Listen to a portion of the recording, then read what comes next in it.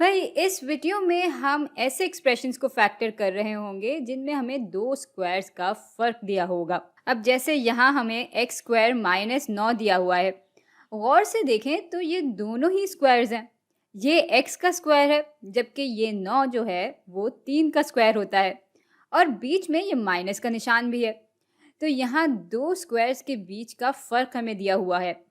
अब इसको फैक्टर कैसे कर सकते हैं ये जानने के लिए हम यहाँ से हटकर थोड़ी देर के लिए बाइनोमियल्स की ज़रब पर आएंगे। x जमा a और x माइनस a के ज़रब को देख लेते हैं। इसको ज़रा तरीके से डिस्ट्रीब्यूटिव प्रॉपर्टी की मदद से खोलेंगे हम, ताकि हम कोई गलती ना करें। तो x जमा a को हम बांटेंगे पहले इस x पे और फिर नेगेटिव a पे। x को जब x से ज़रब देंगे तो हमें x स्क्वायर मिल जाएगा, जमा a ज़रब x बराबर हो जाएगा ax के। और इस नेगेटिव a से जब हम इसको ज़रब देंगे तो हमें negative ax minus a square मिल जाएगा। अब बात यह है कि ये दोनों टर्म्स तो आपस में कट जाएंगी और पीछे हमारे पास x square minus a square रह जाएगा, जो कि असल में दो स्क्वायर्स के बीच का फ़र्क है।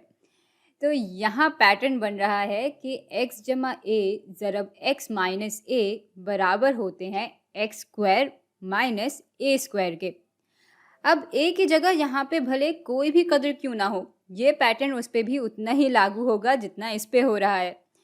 जैसे यहाँ a की जगह 3 है, तो इस पैटर्न के मुताबिक ये एक्सप्रेशन बराबर होगा x जमा 3 ज़रब x माइनस 3 के। चलें इसी किस्म की एक और मिसाल को भी देख लेते हैं। अब अगर हमारे पास y स्क्वायर माइनस 25 दिया हुआ है तो ज़रा बताएं कि इस पैटर्न को इस्तेमाल करके हम इसको कैसे फैक्टर करेंगे।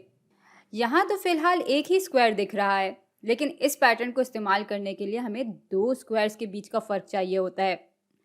लेकिन भाई 25 असल में 5 के स्क्वायर के ही तो बराबर होता है, तो हम इस चीज़ को y स्क्वायर माइनस 5 के स्क्वायर की सूरत में भी दिखा सकते हैं। और अब ये पैटर्न बहुत मज़े से हम यहाँ पे लगा लेंगे। ये बराबर हो जाएगा y जमा 5 ज़रब y माइनस 5 के। अब यहाँ पे हमें 121 माइनस 20 स्क्वायर दिया हुआ है, तो 121 असल में 11 का स्क्वायर होता है और यूँ इस पैटर्न के मुताबिक ये एक्सप्रेशन बराबर आ जाएगा 11 जमा b ज़रब 11 माइनस b के। तो ये एक बहुत ही मज़ेदार सा पैटर्न है जो आगे हमारे काम आता ही रहेगा, लेकिन लोग अक्सर इसको इस्तेमाल करते हुए एक गलती कर देते हैं। चलें इस मिसाल पे गौर करते हैं। यहाँ हम पहचान तो गए हैं कि 25 5 का स्क्वायर है, लेकिन लोग 5 के बजाय इधर और इधर 25 लिख देते हैं और यूँ जवाब गलत हो जाता है। भाई स्क्वायर्स के फ़र्क में हमें देखना होता है कि किस कदर का स्क्वायर लिया जा रहा है, और फिर हम इसको नहीं बल्कि जिस कदर का स्क्वायर लिया जा रहा होता है उसे मान लेते हैं और इसको फिर इस पैटर्न में इस्तेमाल कर लेते हैं।